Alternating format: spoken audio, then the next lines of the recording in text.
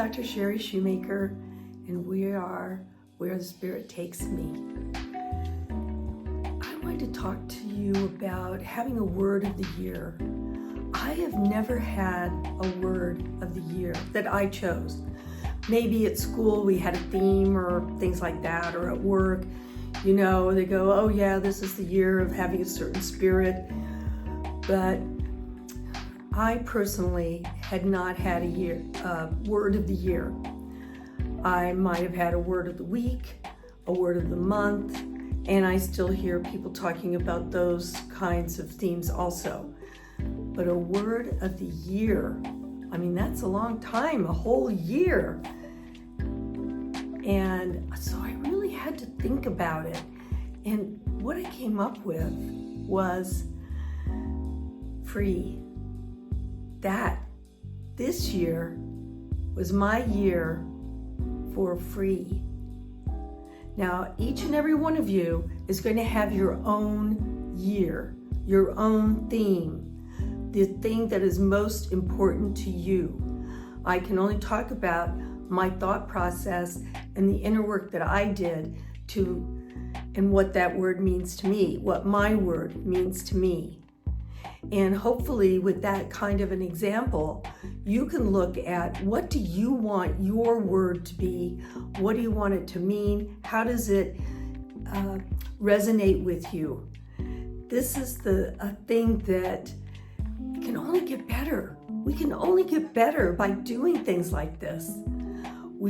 Because we really have to do inner work. We really have to dig deep and be quiet and just be and show who we are. So free, for me, free is like an umbrella of all the other words and themes that I will have during my year. But it will all be under free. And it will all be coming from a position of love. So when I choose to do things, I think, how will this affect freedom, my free?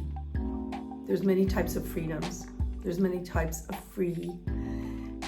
And love, opening my heart, allowing the free, to be free to allow, to be free to receive, to be free to smile more, to be free to accept.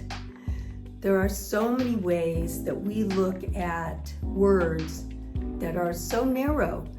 And when you stop and you just take time to spend that 5 minutes and breathe and be, whole new worlds can open up to you.